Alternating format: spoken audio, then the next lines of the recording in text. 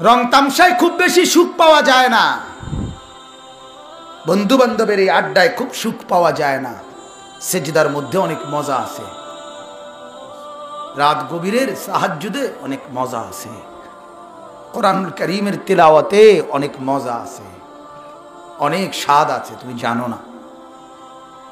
সুফিয়ানে সৌরি রহমতুল্লাহ আলাইহি বলছিলেন যে সেজদা দিয়ে আমরা যেই মজা পাই, যদি দুনিয়ার রাজা বাদশারা বুঝতো তাইলে আমাদেরকে তরবারি গর্দানে রাইখা ওই স্বাদ আর মজা আমাদের থেকে ছিনাই নিত।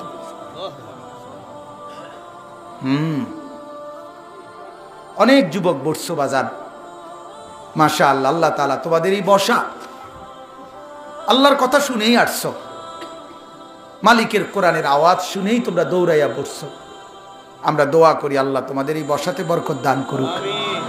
কিন্তু বাপ, আমি অনুরোধ করছি, যদি তুমি এতটুকু মনে হয় তোমার যে আমার মতো একজন মৌলবীর গলার আওয়াজের কাছে তুমি আসলা, শুনতে আসলা, ভাল লাগছিল, আসছো, তো তুমি মালিকের সেজদা করলে আল্লাহর কসম তোমার কাছে আরো অনেক ভালো লাগবে। তুমি পড়ে দেখো নামাজ, তোমার জিন্দিগি আরো অনেক মজাদার হবে, অনেক শানদার হবে। আমরা অনেক আরামে আছি, বিশ্বাস, সেজদাওয়ালারা আমরা কষ্টে নাই, আল্লাহর কসম।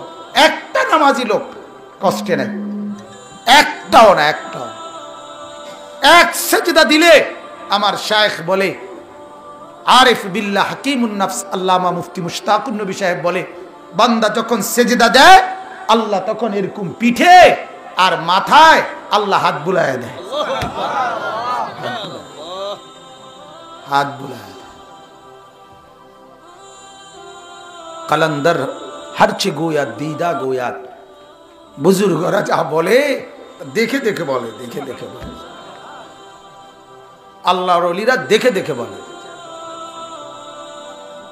শুনে শুনে বলে। কালান্দার হারচে গোয়াত দিদা গোয়াত। এজন্য বাপ, এটা মনে রাখো, হাদিসের মধ্যে আছে, আল্লাহর নবী বলছে, যাকা তা'মুল ঈমান।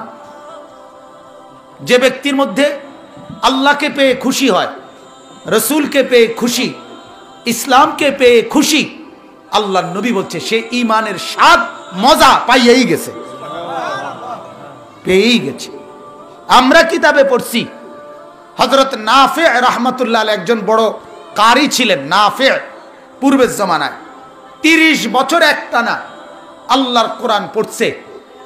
কারি সাহেব এই নাফি রাহমাতুল্লাহ আলাইহি যখন 30 বছর পরে ওনার অবস্থা এমন হয়েছে, ওই কারি সাহেব যখন আল্লাহর কোরআন পড়তে শুরু করতেন, জবান খুলতেন, কোরআনের আওয়াজ শুরু করলেই ওনার মুখ থেকে উপস্থিত শ্রোতারা সবাই মেশক আম্বরের ঘ্রাণ নাকে পাইত, হ্যাঁ, মজা পাইত। হাদিসের মধ্যে আছে, উহুদের যুদ্ধে রাসূলুল্লাহ সাল্লাল্লাহু আলাইহি সাল্লামের একজন সাহাবী আবু দুজানা রাদিয়াল্লাহু তাআলা আনহু, যিনি শাহাদাত বরণ করছিলেন, উহুদের যুদ্ধে শহীদ হয়েছেন। শাহাদাতের আগে উনার সামনে পিছনে মিলাইয়া প্রায় 83টা বর্ষা বল্লম তীরের আঘাত উনার শরীর ঝাঁঝরা করে ফেলছিল। যখন একেবারে শেষ অবস্থা, তখনও মরে নাই, এই অবস্থায় এক সাহাবী উনাকে দেখছে, দেখা বলছে, আবু দুজানা, খুব কষ্ট হচ্ছে না তোমার?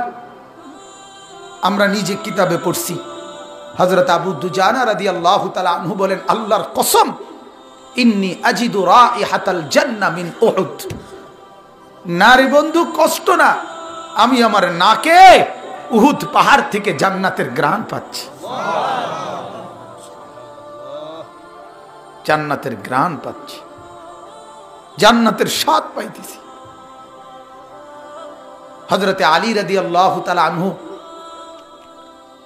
ইসলামের ৪র্থ খলিফা, নবীজির কলিজার টুকরা জামাতা না, মা ফাতেমার স্বামী, হাসান হুসাইনের বাপ, আল্লাহর নবীর মহব্বতের মানুষ।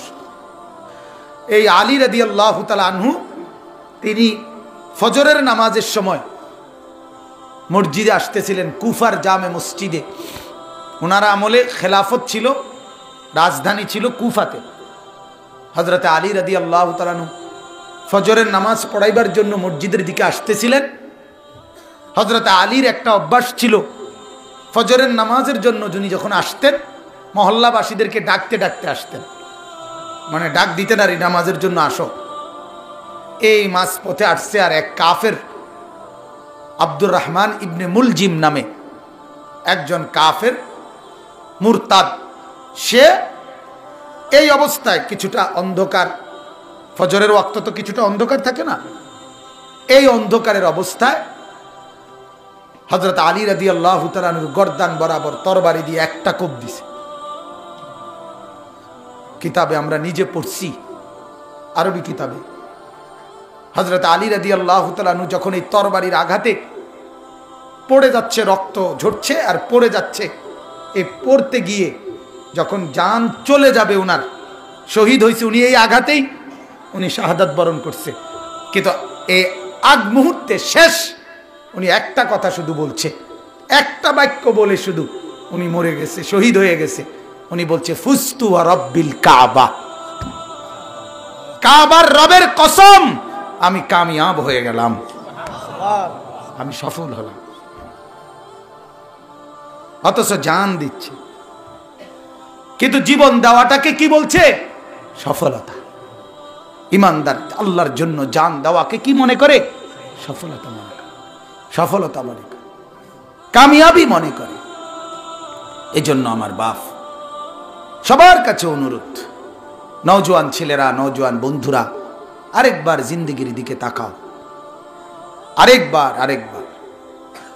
দোস্ত, মাথার চুলটা দেখো, পায়ের নখটা দেখো, হাতের নখটা দেখো, চেহারাটা দেখো, শার্টটার দিকে দেখো, প্যান্টটার দিকে দেখো। আজকের সারাদিনে পেশাব করছো, পানি নাও নাই, প্যান্ট তো দুর্গন্ধ, বিড়ি খাইছো, সিগারেট খাইছো, মুখ তো দুর্গন্ধ। মাথার চুল তো এগুলো কাফেরদের মতো, বেঈমানদের মতো।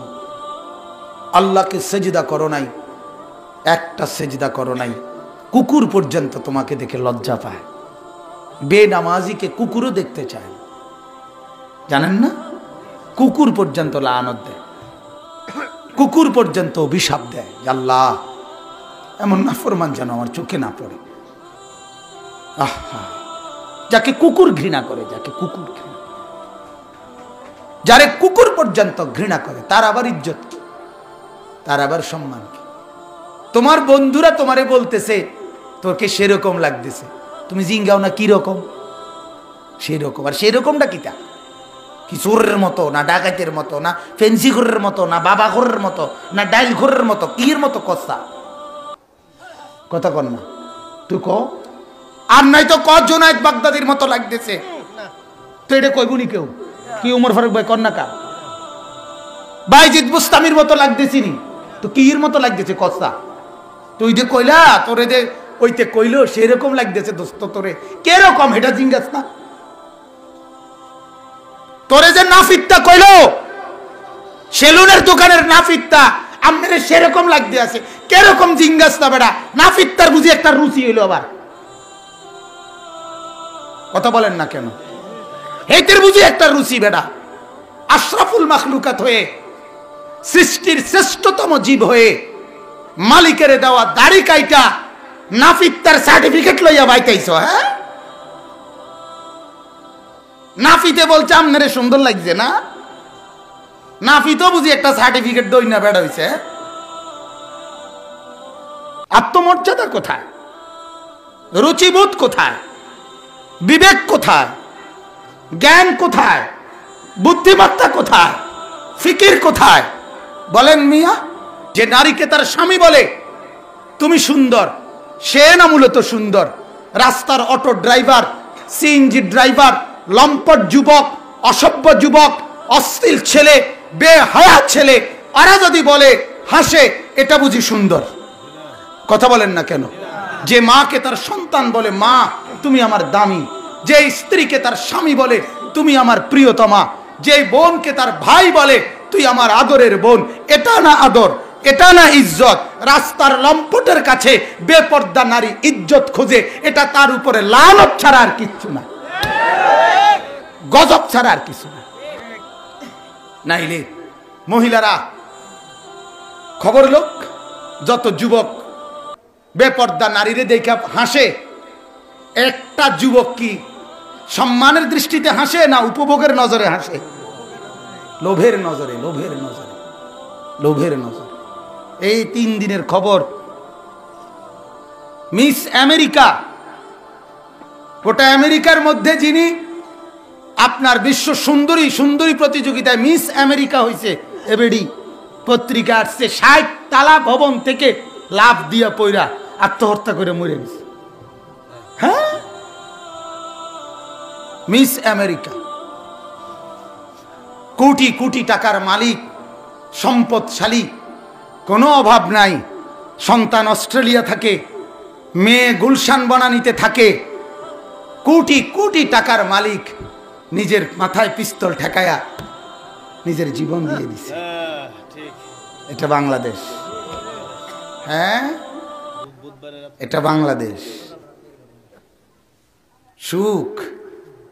হ্যাঁ, আমি বললাম আহা, এই বাপ যদি কোনো আলেমে দ্বীনের পরামর্শ নিত, আর ওই আলেমে দ্বীন যদি তারে আরে আমার শায়েখের কাছে যদি পাইতো 6 তাসবির সবক দিয়ে দিলে এতে ভালো হয়ে যেত, সব ভালো হয়ে যেত।